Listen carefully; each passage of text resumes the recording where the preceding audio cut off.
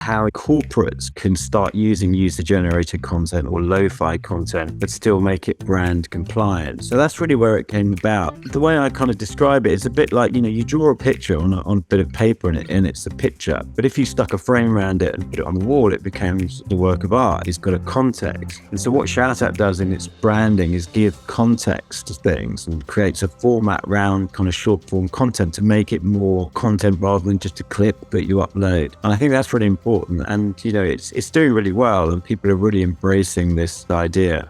All right. Welcome to today's VidTao podcast. This is VidTao co-founder Ian Naj. And today we have Mr. Dan Gable from the UK. Dan is founder of Shoutout, which is a short form video production platform that makes it really easy to generate short form video. And interestingly, Dan comes from a background pretty much the opposite of short form video. Dan has produced many major commercials for huge clients, Fortune 100 companies in the UK, the US, etc. Worked his way up from being more hands-on on the film side of things to really supervising and running an actual full film advertising production agency. So he has a really interesting background and perspective. And the fact that now he's really leaning hard into short form, very organic, UGC type video is really interesting. And he's built some software around that. That's very cool. So today we're going to talk about everything from traditional advertising, TV advertising to short form video, and really interesting guy. Can't wait to share this conversation with you. So let's introduce Mr. Dan Gable.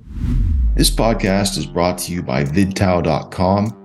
VidTao is our free YouTube ad library and spy tool, research tool. It's VidTao.com. At VidTao, we have close to 1 million unlisted YouTube video ads that you can search, find, discover how they're doing on a day-by-day basis, so you can really see what ads your competitors are running, see ads in different markets that you can model to create new winning ads for yourself, and a whole lot more. It's all there inside VidTao.com. Plus, we have a premium edition. So the database is free to access, but then we also have a premium edition where you have full unlimited access to the database. And inside there, we also provide training. So we also run an agency called Inceptly. That's INCEPTLY. Inceptly.com, where we've managed over $150 million on YouTube. It's a video traffic agency, and we've worked with everyone from brands like Descript.com, Huel, to real scrappy direct response info products, supplements, health, beauty, e-commerce, you name it, we've done it, and love sharing what we've learned. Every week we drop new training in there, everything from YouTube ad media buying to running e-commerce creatives on YouTube to hardcore tracking and attribution tutorials to really level up your data science game for advertising and everything in between. Right now, as we speak, we're working on a training regarding YouTube Shorts. Hopefully we'll be live by the time you hear this. On and on and on. This is our passion, is video advertising, and we want to share it with you inside of VidTao Premium. And actually right now, for a limited time, you can get access to VidTao Premium for a very special price. So if you go to VidTao.com, sign up for free, check out the database, upgrade to Premium for this very special price, so you get access to all of the database and all the trainings. And also wanted to add that at Inceptly, we do free brainstorm calls with clients like you. So if you ever want to get help or ask questions about your YouTube ads, your video traffic on other platforms, we're available to chat. Just go to inceptly.com/call, CALL, and set up a time to chat. It's free and would love to speak with you. Our team's waiting to speak with you. So without further ado, let's get into the show. Dan, welcome again. So you're back in London. Back in London, yeah. Not as nice as Spain, but it's still pretty nice. Yeah, it's fantastic. So, I gotta imagine, the light, as a real artist in the cinema space, do you appreciate? Is there an element of the London light you actually appreciate this time of year? The autumn darkness, or? Yeah, it's a good question. It's an interesting one, isn't it? Light is so important. I mean, for images, light's everything, really. Without light, there wouldn't be anything. image-wise. So yeah, it is. I love where I spent some of my time in Spain, and I love the light there. You know, the golden hour there is kind of magical. But here as well, I think it is interesting. It's a bit. It's not so nice in London, I have to say, but it's also what you're used to as well. But yeah, there's no light in London at this time that I would say is particularly magical. Um, but yeah, no, it's interesting. It's moody, you know. It's got its own kind of Really, appeal to it. Yeah. I yeah, mean, in my opinion, at least, I appreciate it. It's got, you know, you want to get your tweed coat on and, you know, go walk down to the pub and get yeah, warm yeah. inside. Appreciate that. It is moody, and the snow is really interesting because snow like makes light great. And what I love about snow is it kind of deadens the sound as well as Uh, completely puts a different perspective on things. I could use some I would find that more magical than the light sometimes because it really changes everything. this, yeah, just the silence. That's Yeah, I could use some snow in my office right now because I got these really hard concrete walls. It's echoing like crazy. So let's try to edit that out in the post production. yeah, You know, we chatted earlier, and you have a really, really comprehensive background. I mean, you've been in the game, so to speak, for what, 35 years? Is that right? In yeah. film and Over actually, embarrassingly, I started young, but yeah, yeah.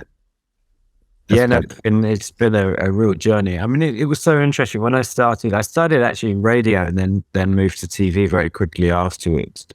Actually, I started in TV and then radio and then back to TV, I should say. But it's changed so much. Always interesting when I was doing it. Like people didn't really understand what an editor was, what a sound engineer was. You know, they couldn't. They sort of understood what a camera person was, but it's amazing. Like for me, it's really amazing kind of growing up and everyone now understands what content is, and pretty much everyone's a content creator. And it's so strange having that thing where people never really understood what you did, or they never understood how TV worked, or they didn't get the grammar of it. And now it's like everyone gets it and everyone's creating stuff. So it's really funny having that kind of journey, if you like. It's a really strange journey for me, for sure. yeah. I mean, it's interesting. You know, given I imagine I was going to ask you about your earliest sort of full scale production you were involved in, but wanted to just quickly fast forward because it's interesting you bring up how everyone is a creator now because you have Shoutout, which is basically empowering people to make amazing user generated content based videos in an automated way, which is fantastic. But so you've seen the full spectrum of involvement there. I'm curious. So when obviously over the course of your career, you've done stuff with like Universal, Cisco, all these other things with your agency. But when was the first big production you were involved in where you were dropped in and you got to see all the moving parts that went into making like a full scale TV or film?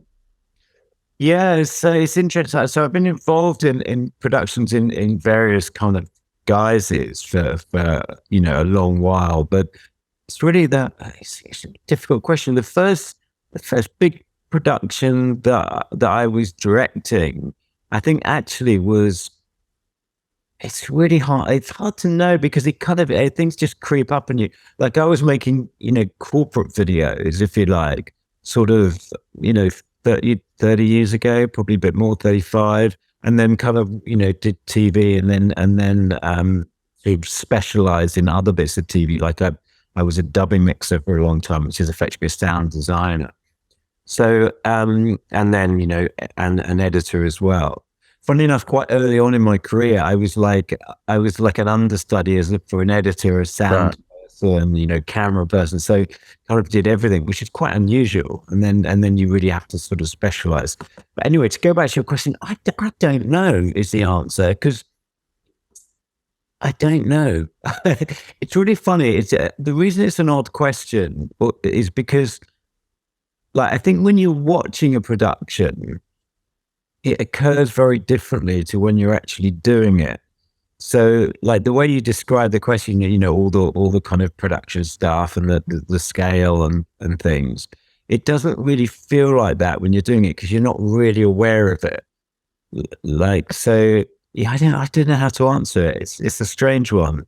That's cool though. Um, I mean, that's fantastic though. You had all the apprenticeship in these different disciplines, from sound to actually operating the camera, et cetera, actually cutting the footage afterwards. So I yeah. mean, that's what an amazing background to enter as a as an agency. So like how did you decide to when was your first sort of foray into actually running an agency, running Sprat? How did that all take place? Well, that came. So I'd run. I co-founded a post-production company that became really big. Started very small, became pretty big.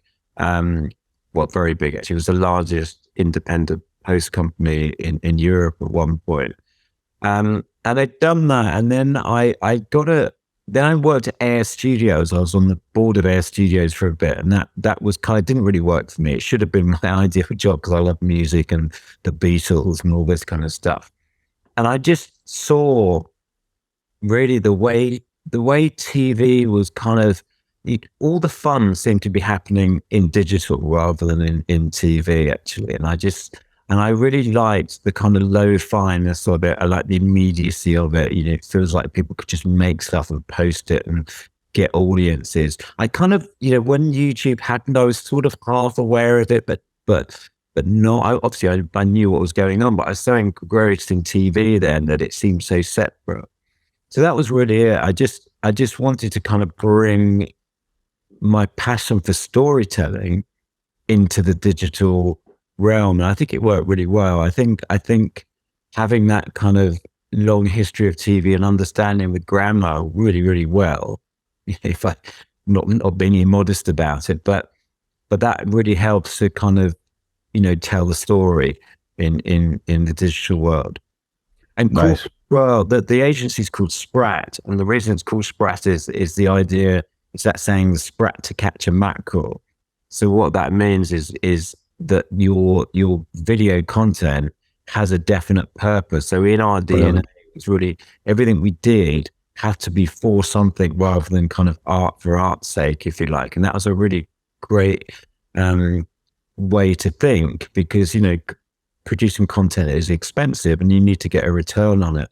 So we were really all about the return and about what it's going to do to our customers or our clients to move themselves forward.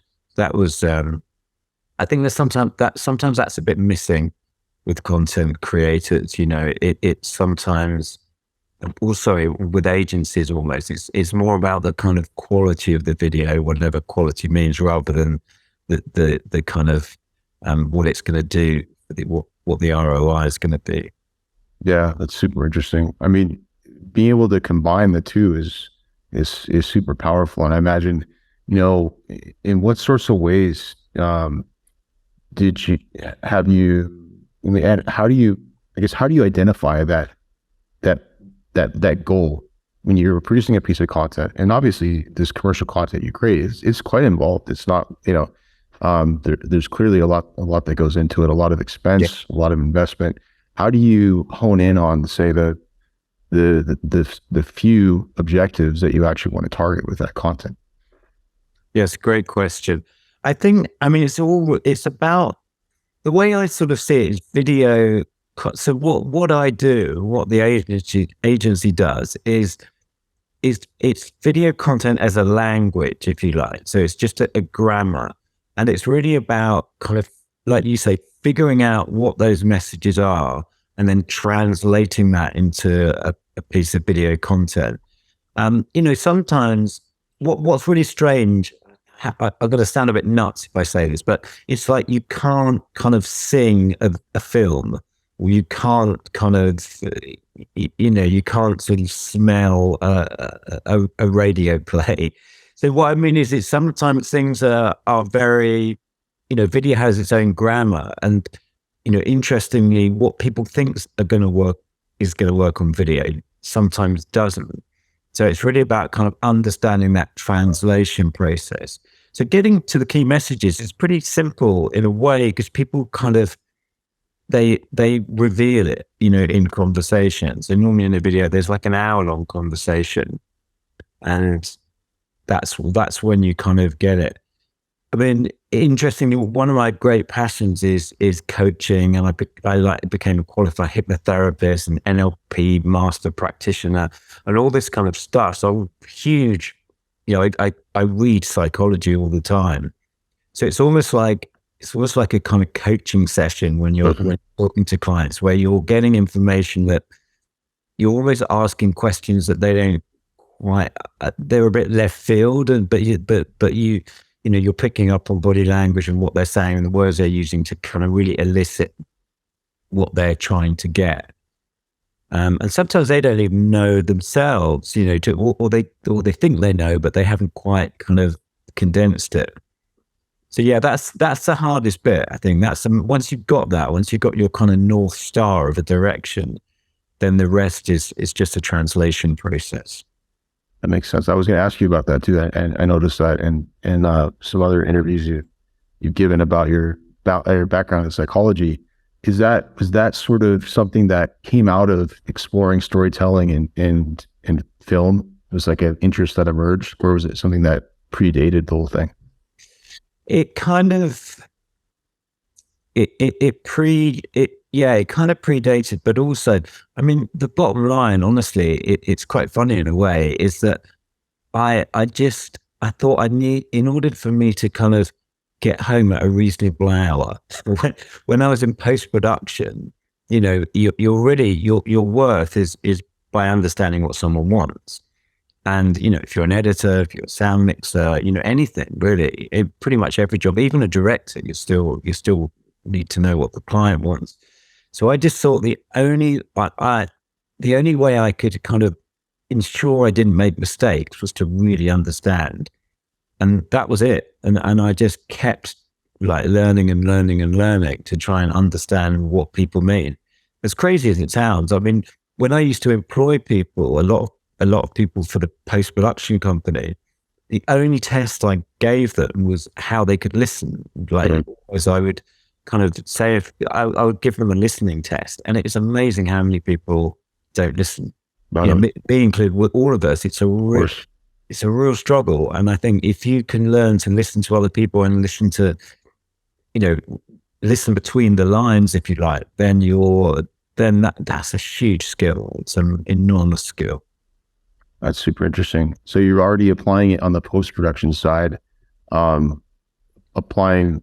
just think like editing and what you do with all that raw material is often for, people who aren't involved at all in this process, it's like kind of overlooked, but there's such artistry and so many decisions that you're making there that completely change everything about how that film is actually received. So that's so cool that you were exploring the psychological implications there. It's huge. Editing's a really way to finesse it.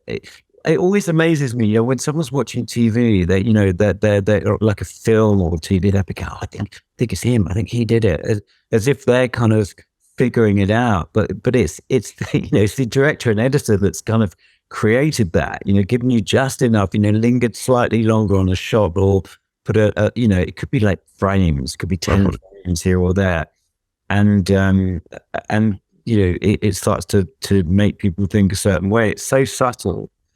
I mean, we do, one of the tricks I use quite a lot, if you want to be really emotive or on a video, and you want people to kind of, to sort of, feel moved, you just stay longer on every shot, which is, it's such a simple thing, but it just means that you start to see like the people, people's eyes, if they're saying something, it's normally after they stop speaking, there's a kind of little bit of emotion that happens, and we're quite subtle creatures. We can pick up on a lot of that, and if it's not on the screen, you don't pick it up.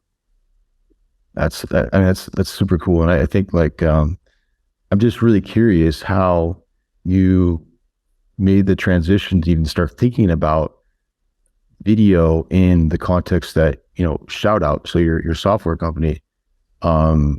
I'm just curious how that transition happened. Like we go from really, like you're saying, like the highest art of film to something where it's basically capturing people's like more of like a direct capture of, face-to-face interaction. Just curious how that came about. Yeah, no, it's an interesting one. I mean, how do we say it? I think like in video, the high end is great. You've got budget, you can craft something, you can really make something nice. And then the kind of sort of lower budget videos are they tend to be kind of, excuse me, not that great, for want of a phrase. They're almost like cheap versions of something that should be expensive. And I kind of thought that, and not many people can afford these expensive videos because they take a long time. They're really involved, and they are, they can be beautiful, but they're not easy. They take a lot of thought. And I just started to look at kind of how this lo-fi authentic content was really resonating with people. Just a bit like I said before, that it's kind of buried. People are just front and center. They're recording stuff, and it just feels very honest. A bit like how YouTube really kicked off, and the idea that influencers are authentic. So it's really based around that. And then what I wanted to do was figure out a way of how you scale that, and also how corporates can start using user-generated content or lo-fi content, but still make it brand compliant. So that's really where it came about. In a way, it's the way I kind of describe it is a bit like, you draw a picture on a bit of paper, and it's a picture. But if you stuck a frame around it and put it on the wall, it becomes a work of art. It's got a context. And so what Shoutout does in its branding is give context to things, and creates a format round kind of short form content to make it more content rather than just a clip that you upload. And I think that's really important. And it's doing really well, and people are really embracing this idea. I mean, it's interesting. Before, I came up with the idea a while ago, and TikTok, I'd heard of TikTok, but I didn't really quite understand what it was. And now TikTok's just gone crazy here.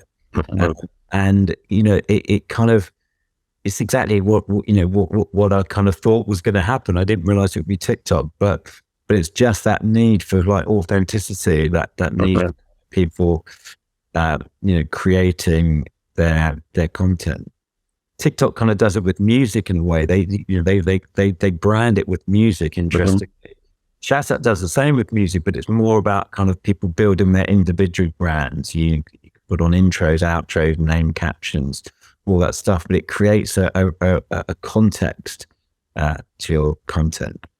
Yeah, I think that's, I've seen the demos, and it does make creating really high quality, like you said, framed content super easy, and the templates make it so, yeah, you can clearly see it's got the authentic part and the brand part together, which is super cool. Yeah, exactly. So I like that. And there's also, I speak to so many people. We exhibit at trade shows a lot, and it's used at trade shows. And, people just say, I'd love to make content. I'd love to do that stuff. I just don't know how to edit. And it's a real pain. And it is a real pain to edit. But what Shoutout does is reverse that process. So once you've built your template, you can just record a clip on a computer or a phone, and it puts it all together automatically. And that, then you just share it. So that's what's great about it, that you don't have to edit. It's more about this kind of authentic piece. You can obviously edit within Shoutout, and it's designed to be very simple, very simple to use, where you don't have to be an editor to know how to do it. Yeah. So I'm just curious. So what was the process like in terms of, you came up with this idea, and then obviously your background is not on the tech side, really, at least from what you've told me.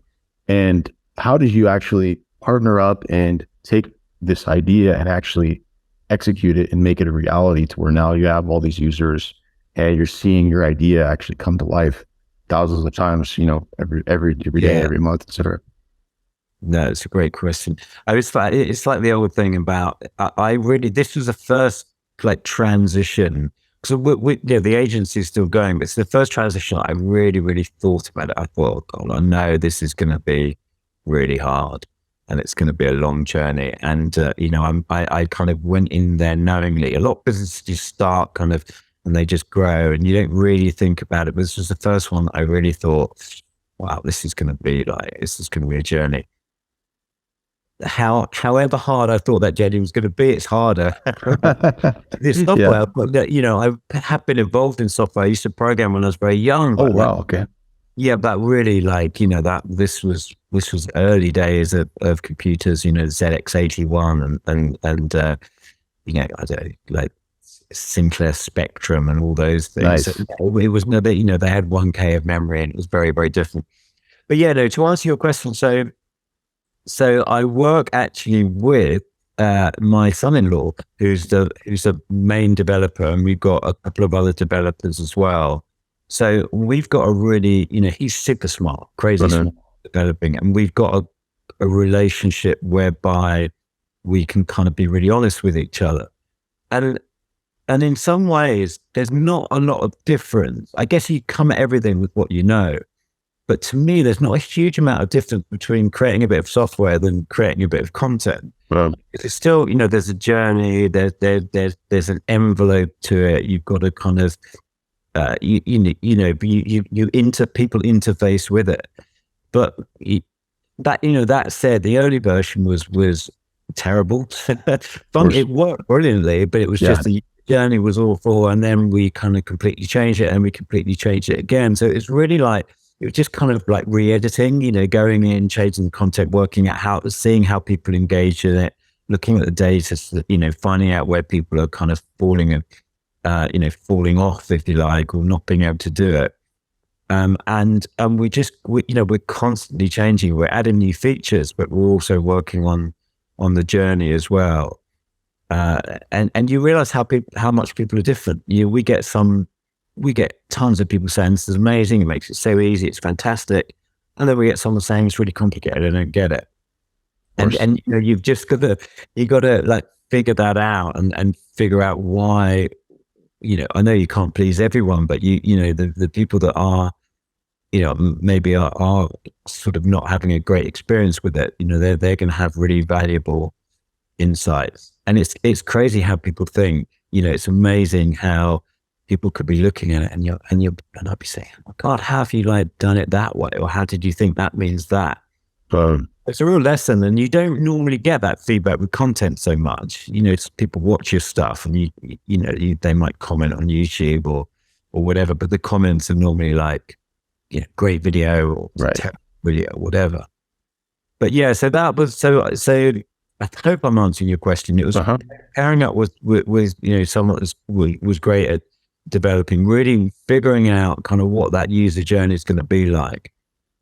But I had the idea, the core idea was pretty, that was pretty simple to execute, but it was creating a grammar around the software is the tricky bit. So it all kind of, so it's like if you do one thing in it, then you kind of learn how to do other things because it all feels the same. So yeah, I go, it's just like content to me. It's another creative outlet, basically. That's super interesting how you frame it like that, because, like you said, you might get sort of one batch of feedback at the end of a piece of content, right? Like a review, let's say. Yeah. Whereas software, you have all these sort of interaction points throughout. They're using it the whole time. So you're getting these interaction points. So it is a much more intimate situation. That's a really interesting perspective. And the other thing I didn't realize would happen though. Like my whole life, everything I've done, there's always people kind of, giving you feedback, right?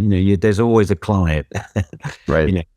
And this is the first thing where actually, obviously you got to listen to the customers, but you can kind of do it like it's a creation that doesn't get messed around with too much, so it's like being the creator and the client in a way. That's sometimes a good thing, sometimes a bad thing, but it's kind of it's almost the opposite now. I'm kind of like wanting all this feedback, where in content creation, you're kind of thinking, oh God, please don't have a meeting with 20 people and start kind of pulling the video apart. But this is like, I'm completely the opposite now. I just want as much feedback as possible.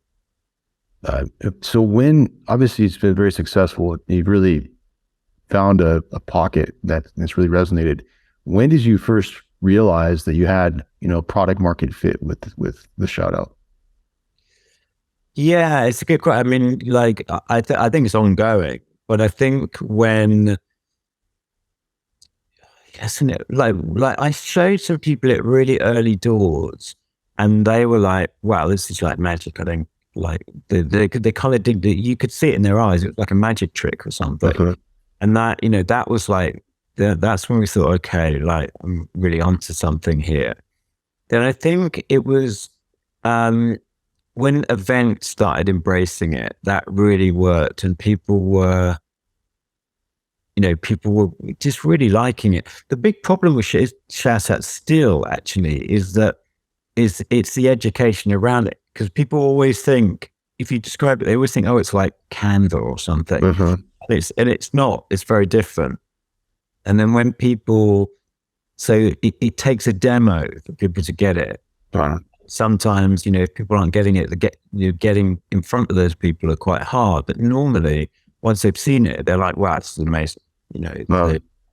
So that's when, most of the struggle was actually trying to kind of come up with the marketing copy and the website and just trying to explain it.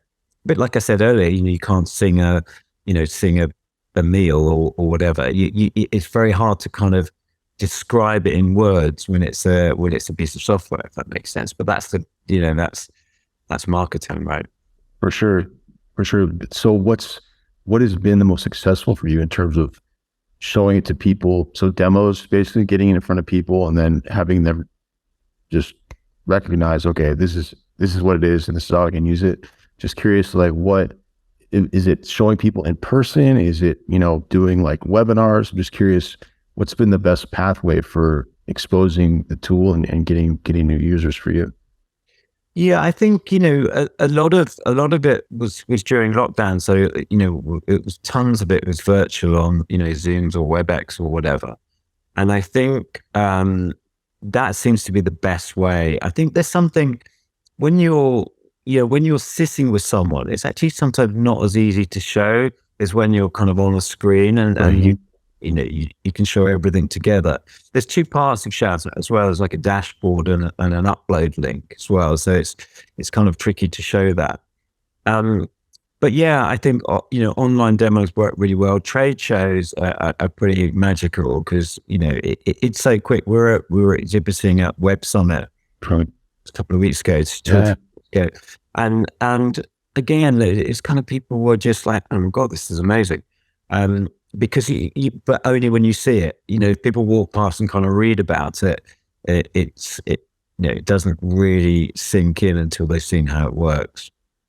Yeah, it makes sense. So obviously you have I think it's really cool how you can send out this link and then normal people with just their phone can click on it and record the content, and then everything's handled in a quite automated way, which is amazing. I'm just curious, what are you working on or thinking about any other features that you're really excited about, next steps for Shoutout? Yeah, exactly. There's a ton. I mean, our to-do list is one of those things that keeps getting longer, right? Of course. It's never ending. But we've already done. We're just about to launch actually early next week. It seems like a backward step in a way, but the same for photos. So you can take photos on a phone. It uploads to Shoutout, and you can put text on them, brand them up, and share them. Because what we were finding is that people were loving it for videos, but they're on a different tool for photos. They kind of take a photo, put it into a tool to kind of crop it, and then put their logo or text on and stuff, and change the colors or tweak it. And we thought, oh God, that why don't we just put that in Shoutout so they could be doing their videos and photos at the same time. So that's a big one. And I think even though it's quite a small feature, I think it's going to really impact people, treating it as a tool for all their social media. Basically, what it is, you send out links to people and they can be creating content, and it all goes to your central dashboard. Eliminates the Dropbox back and forth and Exactly. yeah, I mean, that's fantastic.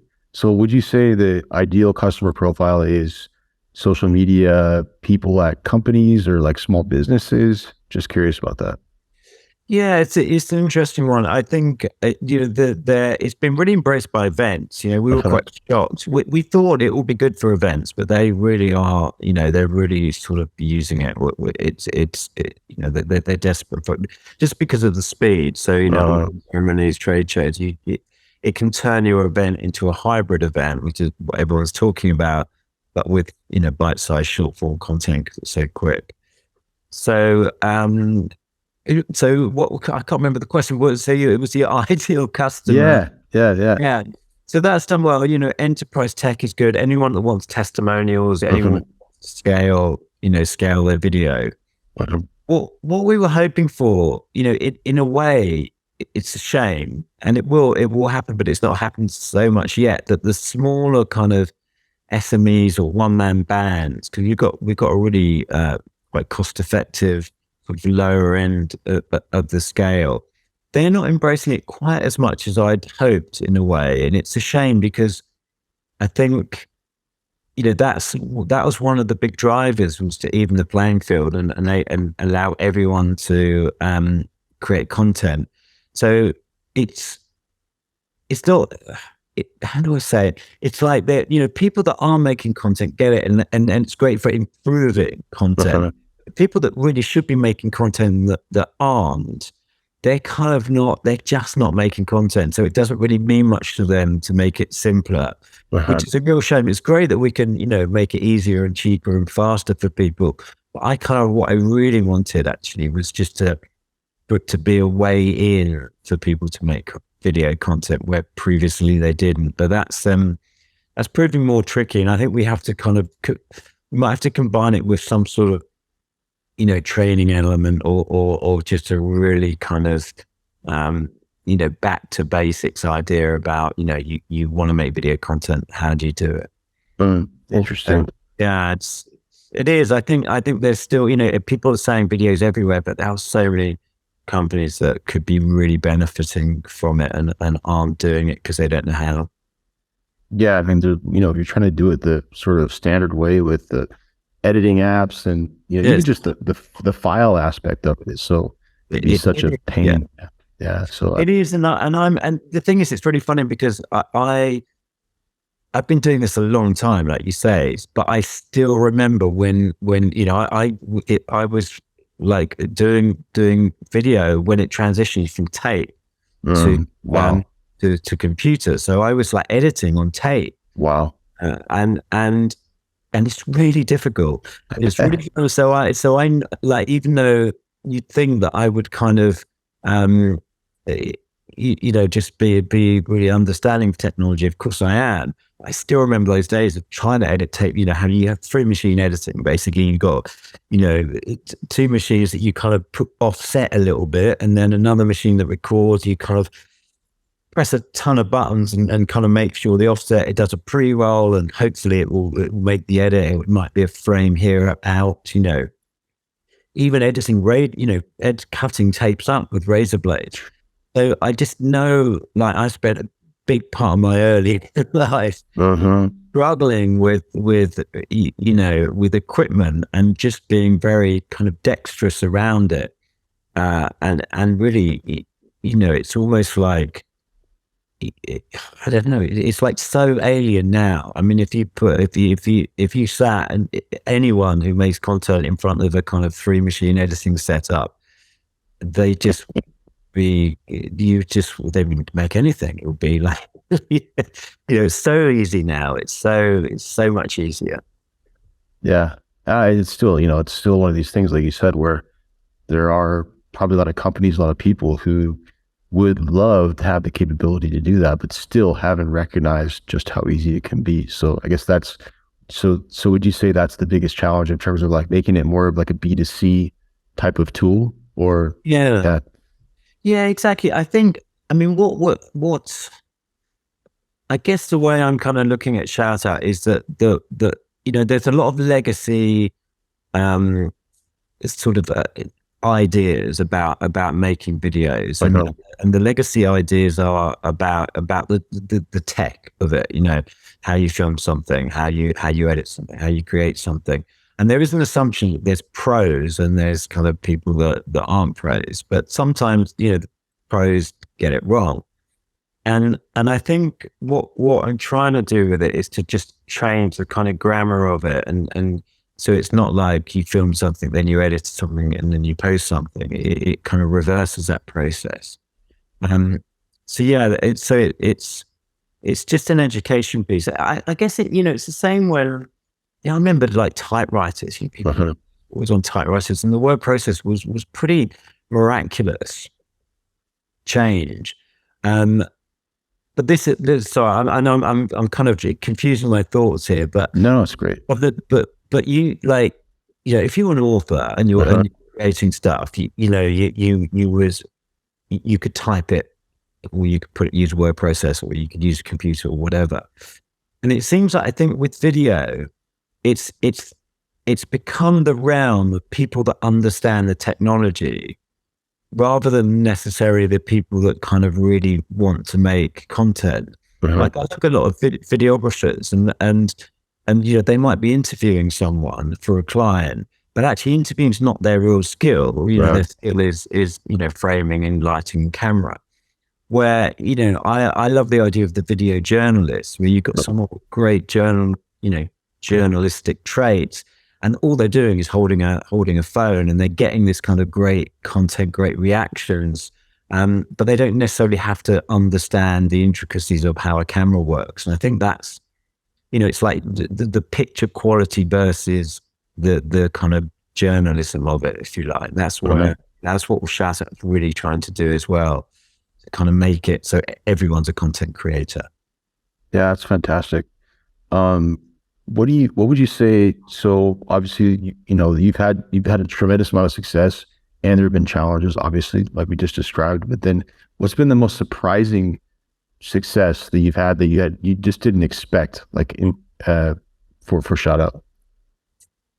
Um, it's a great question that I didn't expect. I tend to kind of visualize things going right a lot of the time. So I kind of, And it works. That's great.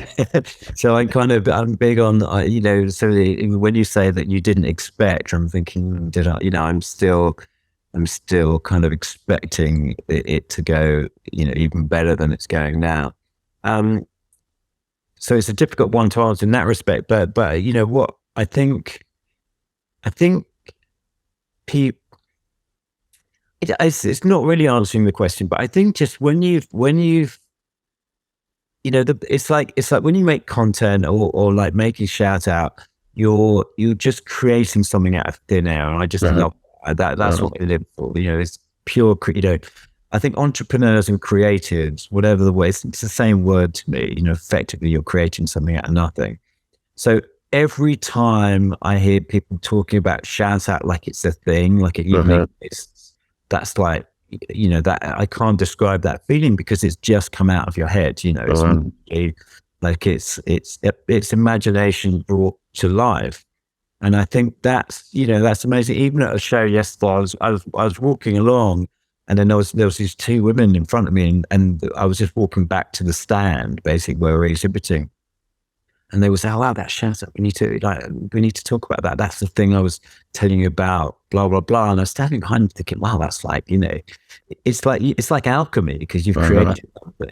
So probably didn't answer your question, but I think that's always just such an amazing feeling Yeah.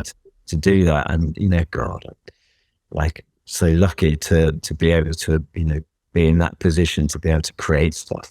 Absolutely. So, what, in addition to obviously Shout Out and the things that you're doing still on the video creative side, what are there other projects that you're working on now? Other things that you're creating? Or I imagine you're pretty full calendar at this Ready for point. another? Yeah, we're doing a quite a big budget video for a bank, actually, as Oh, well. really? Cool. Which is very cool, and it was yeah, so quite excited about that one. It's there's a lot of CGI and a lot of kind of moving parts to it. So yeah, that's happening. Well, it's obviously pre-production and casting at the moment. But yeah, that's quite exciting. And it's first time actually that they wrote the script. Normally I kind of write the script, and they wrote the script, came up with the idea. And when I first saw it, I thought, oh God. And then I looked at it again, I thought, it's really good, tweaked it a bit. And so it's really nice sort of having, contrary to what I just said, it's nice to do something that's not come from your head, if you like. So, yeah, it's, I'm looking forward to that. That's fantastic. I didn't realize that. That's cool that you've been like from ideation to, writing it to supervising the actual production, post-production. So full service there. That's fantastic. Yeah, definitely. Yeah. I mean, there is a saying I like, someone told me this a while ago, and it's true. You have to, like, the danger is making something that you kind of can't really, like someone else's idea or something. And I've had a few disasters on that front. So it's good that it's, that you really kind of either come up with the idea or just get it to your very core, and there's no doubt in your mind of, how it's going to turn out. And I think that's so important. Can you talk about any of the disasters in an anonymized way? So we can learn from it. Just really, I think the disasters with content are around, and it's going to sound awful because I love clients that work with this about the clients, but sometimes when you listen too much to the clients, it can be a disaster, because people, it's interesting how people kind of, it's a bit like if I close my eyes, I can imagine my perfect house, right? But I'm not an architect. I can build it, and there's kind of an abstract thought, and it wouldn't really, I could kind of create it into existence, if you like. And I think some people, I think like that with content. They kind of can sort of get an abstract idea about what they want, and they think it's much more well formed than it actually is. And then, like video makers are like the architects, where they have to kind of take the idea and actually turn it into something that's going to not fall over. And I think when it's led too much by the client that doesn't, that they've got this kind of idea, and you kind of, and the mistakes I've made, it's been my mistake where I thought, I'll just go with it. And I think, that they seem to be really clear about what they want, but it doesn't work. Basically, it's like building a house that just falls over. And I think that's really important. And I think it's good to push back on things like that, and to kind of, make sure that it's that it is going to be a solid thing, if you like, to keep with the house analogy.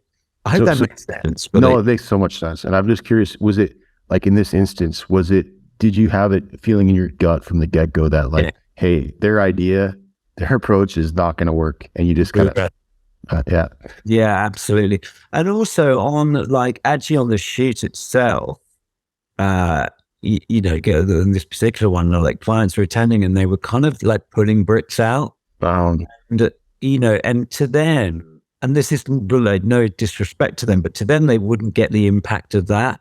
It's almost like pulling down, you've taken out a structural wall, and for them, it's, all the walls are the same. You can take that wall out because it's not structural, but that one, if you take that out, like, it's going to fall down.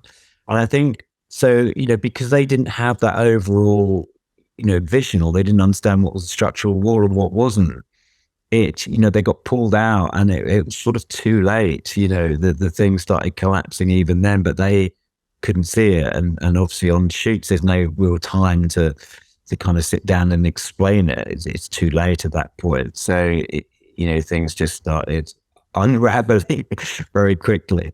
I think it works well, that analogy, actually, because it is like, if you're not the architect, you don't, people start chipping away at things. You could easily just, the house could fall down. That makes sense. On that. No, that's a great analogy.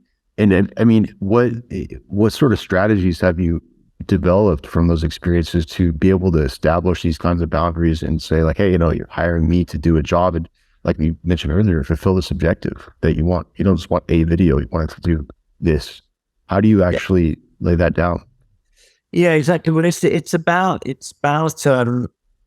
you know, there's a lot of kind of basic stuff about being clear, who's making the decision, and then just not straying from it. I've got, I do that now a lot more, where I just say no. Like this is going like this. I'm really quite bossy, actually. I'm in charge. Shut up. Too late. If you don't like it, it's tough. It's too. You should have mentioned it then.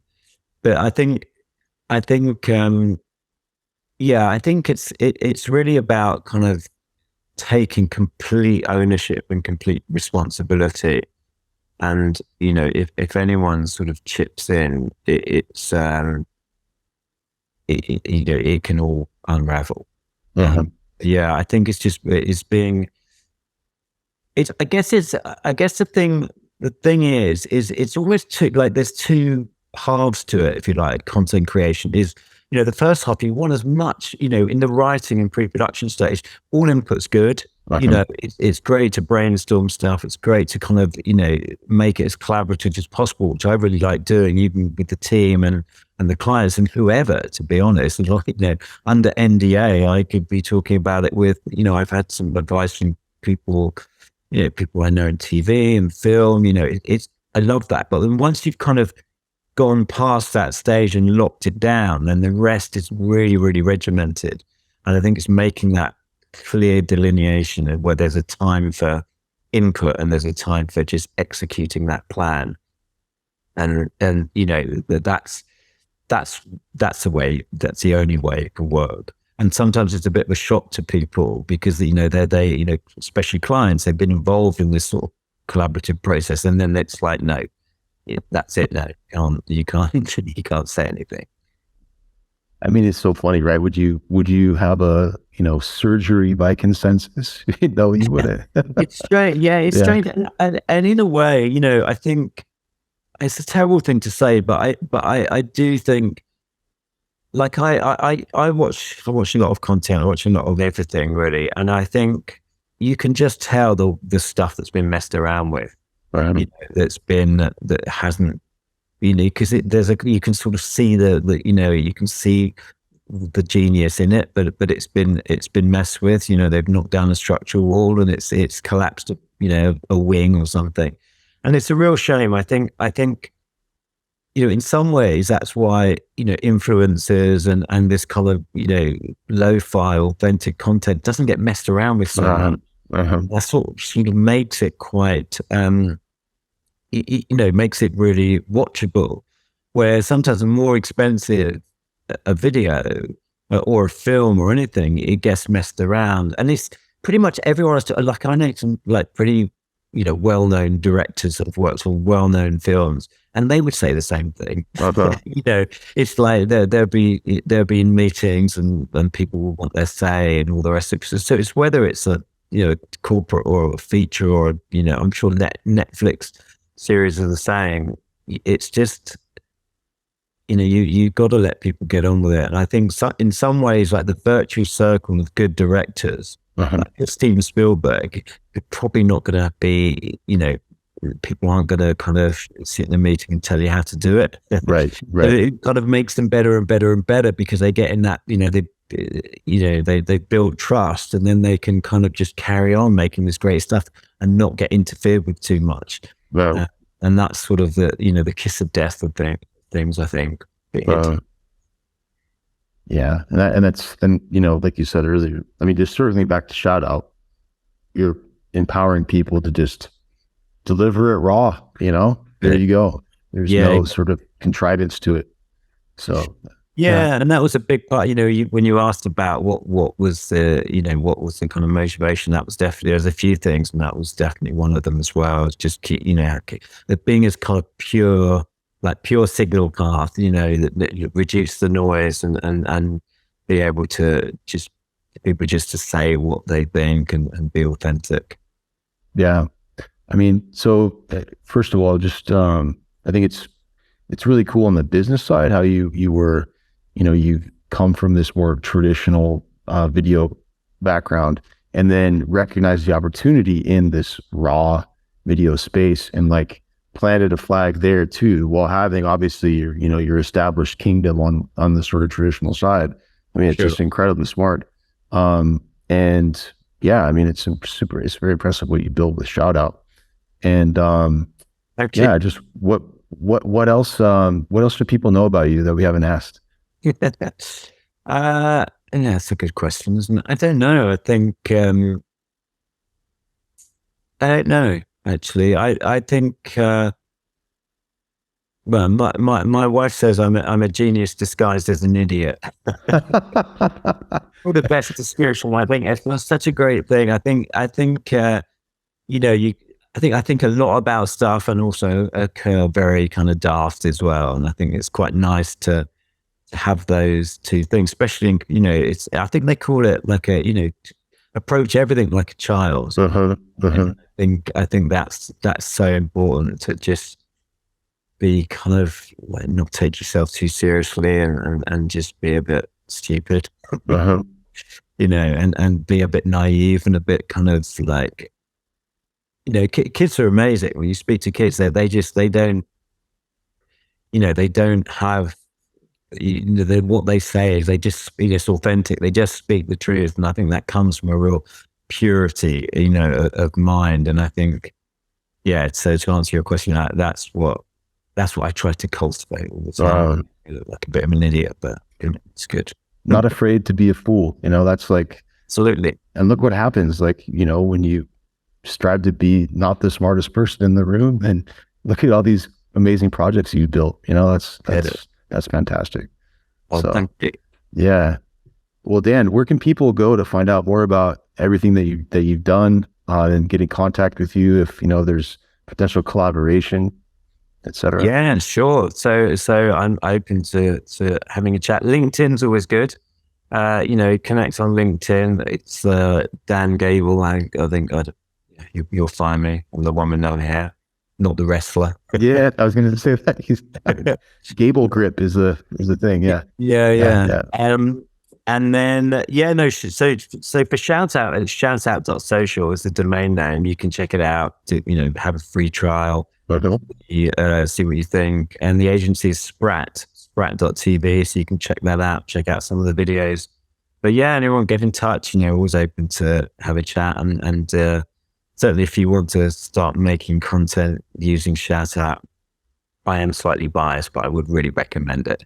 Dig in, absolutely. Yeah, awesome, fantastic. Dan, well, thank you for joining us on the show today. Great chat, and I really loved all the insights you shared and just walking us through your journey. So, thank you. Thank you. I appreciate it. All right. Well, thank you for joining us for this episode of VidTao Podcast. Again, my name is Ian Naj, co-founder of VidTao, and really appreciate you having a listen. And it means a lot. So if you have any feedback, go ahead and email us at info@vidtao.com. Love to hear your ideas for future shows, future guests. If you want to be a guest, let us know. Love to chat. Also, just as a reminder, this show has been sponsored by VidTao, which is our free YouTube ad library. VidTao.com. Again, you can go to VidTao and look up over 1 million ads at this point inside of VidTao. They're all unlisted YouTube ads. You can see what your competitors are running, track the results on a day-by-day basis, find new ads inside of our YouTube ad library, VidTao. And we also have a premium edition of VidTao. So the library is free to access, but for full unlimited access to the library, we have a premium edition of VidTao. We also have training from our Inceptly.com agency, which is our sister company to VidTao, where we've managed over $150 million on YouTube. We provide training on media buying, creatives, tracking, copywriting, everything in between. It's all there inside of VidTao Premium. And right now we're running a very special deal on VidTao Premium. And you can go claim that right now at vidtao.com. When you sign up for free, you'll see the offer to join Premium, and go there and check that out. And last thing, we also do free brainstorm calls with our agency Inceptly. Go to inceptly.com/call. And we love brainstorming with you on your video advertising and just marketing in general. Love to chat. So inceptly.com/call, CALL. Would love to speak with you. So thanks again for joining us, and looking forward to the next show. In the meantime, have a great week.